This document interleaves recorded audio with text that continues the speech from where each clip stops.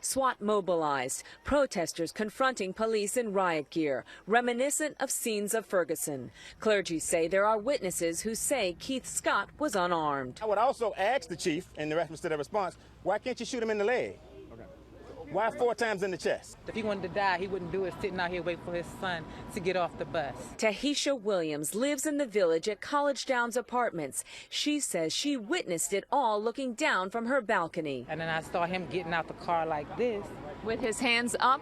Hands up. You didn't see a gun? No gun. When he got out the car and stepped out the car, a book fell off his lap. While there are still many questions for the people here, Charlotte's mayor and the chief of police held their own news conference. The officers gave loud, clear, verbal commands, which were also heard by many of the witnesses. They were instructing the subject, once he got out of the vehicle, to drop the weapon. He stepped out, posing a threat to the officers, and Officer Brentley Vinson subsequently fired his weapon, striking the subject. There is a lot of information that is still to be sorted out, and so I am asking our community, I'm asking people here to please wait until all information is available.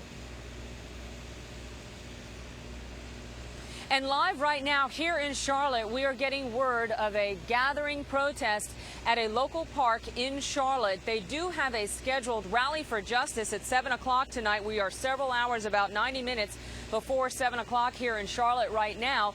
So this group is gathering and will continue to gather information to see what exactly this protest is and if it will continue right on into the 7 o'clock hour. Meanwhile, the police department has contacted Washington, D.C., specifically the White House and also the Department of Justice in case they need backups down here in Charlotte. Reporting live from Charlotte, Kimberly King, back to you. And Kimberly, I know everybody's still giving their stories and their accounts, but I know witnesses are saying that they saw Keith Scott with that book and not a gun.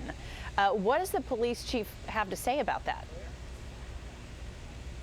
You know, that's a really good question, and the police chief did answer that. He said that his officers did not find any book, and so far they seem to say that there are no eyewitnesses that they have spoken to that saw a book drop from the victim's hands or from out of the car, but they do say in their news conference today that they did find the gun near his body.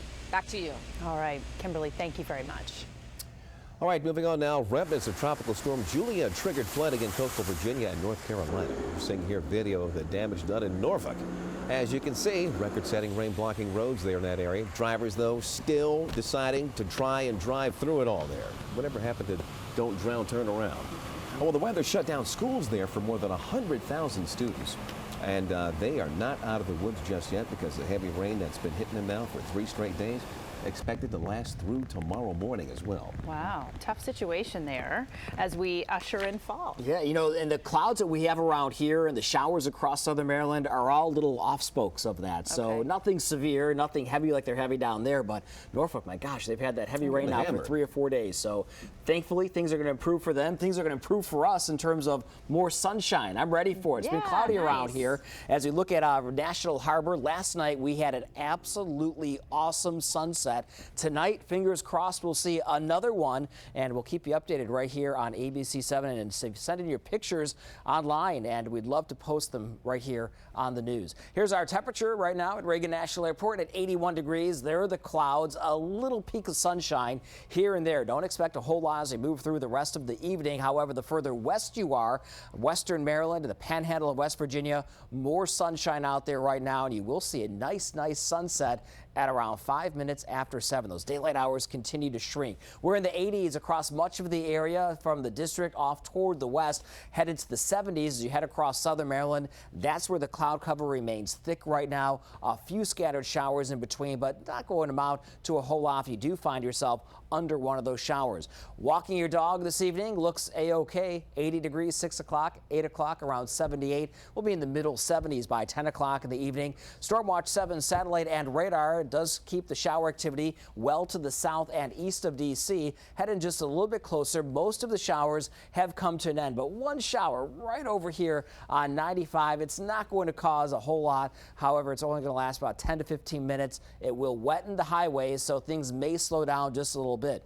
But the bigger picture, what's now left of Wjla and the rain that we saw, the video earlier from Norfolk with the heavier flooding across that area, thankfully, all this will move on out of here, and then our conditions will gradually improve, meaning more sunshine for us. So hour by hour forecast moving through the overnight inside the Capital Beltway, just around 70 degrees or so. The further west you go, where our skies are going to clear out, we're talking temperatures upper 50s to lower 60s. So may want to open those windows if you're in western Maryland or panhandle of West Virginia.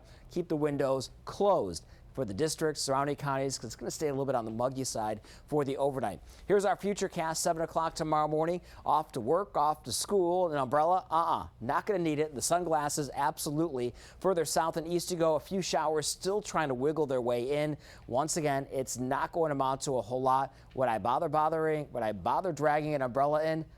Don't even drag it in.